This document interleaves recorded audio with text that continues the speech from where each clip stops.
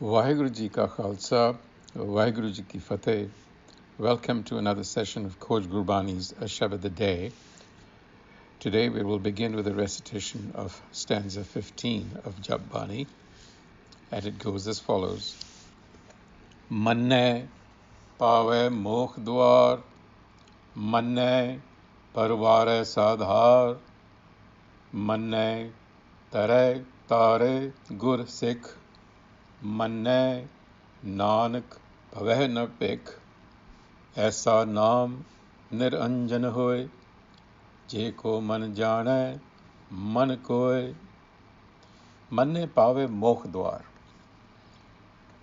Manne leads to the door of freedom, mokh dwar. The individual consciousness reaches a threshold which is called mokh dwar, literally the door to freedom. It would be useful to pause to try and understand what this term really means.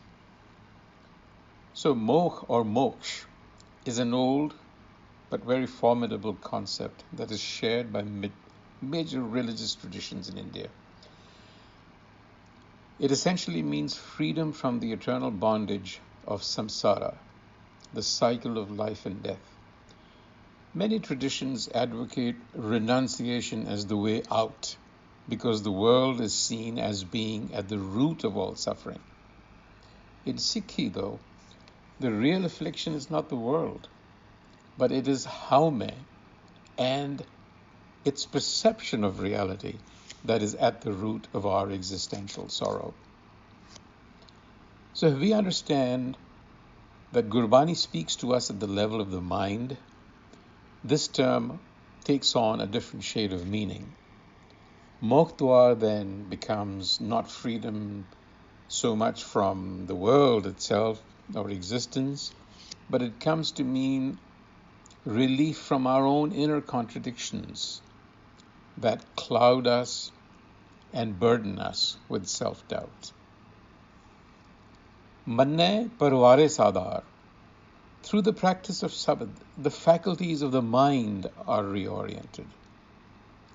Now, the term parvar means family, and generally understood, this pankti also is translated as saying that one's family or kith and kin or people around such an individual find support, or that they are also ferried across. Our suggestion would be to actually take another look at parvar in the context of what has been talked about in the previous pauris. We notice that here the reference really is to the mind and its senses. So we should understand this to mean that in manne, a reorientation occurs where the mind is no longer swayed and tossed about by its receptors, the senses. Instead, they all fall in line and result in a laser-like focus. Manne tare tare gur sikh. The practice of Shabad delivers. Manne tare, one that delivers. Tare, one who swims. Gur, the instruction of the Shabad. Sikh, the learning. So with the message and direction of Shabad, one is ferried across the ocean of existence. The clarity of vision that comes from Shabad provides the end goal, the direction, and the instruction, which enables the individual consciousness, the mind, to reach that goal. Manne nanak pave na pikh. Through the practice of Shabad, all wandering and begging ceases. The self-poisoning of the mind that comes from its ceaseless churning also comes to rest. The mind's prevarications and perversions of reality drop off, they fall off, and our constant denials give way to supreme surrender and acceptance. In other words, the mind is completely at home in the universe. Now, Pauri 15 is the culmination of the 4 Manne Pauris. And these Pauris should be taken in conjunction with the previous 4 Sunne Pauris, and taken together they constitute Guru Nanak's discourse on Shabad, the intrinsic nature of Shabad, and how the individual consciousness can connect with it through the process of Sunne and Manne. So Pauri 15 marks a very important milestone in Jup Bani and requires a pause and a reflection on the message so far. So what we have been able to glean so far is that the goal of life is a state of satyara, and this is achieved by harmonizing with hukam.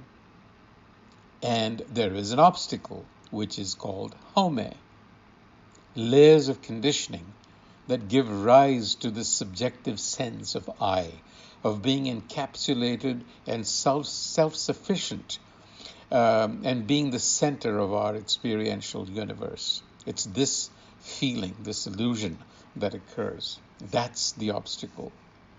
And Sunne is obviously the metaphor for the process of the inner journey or exploration of Shabad, with which comes a shattering of that illusion of haume.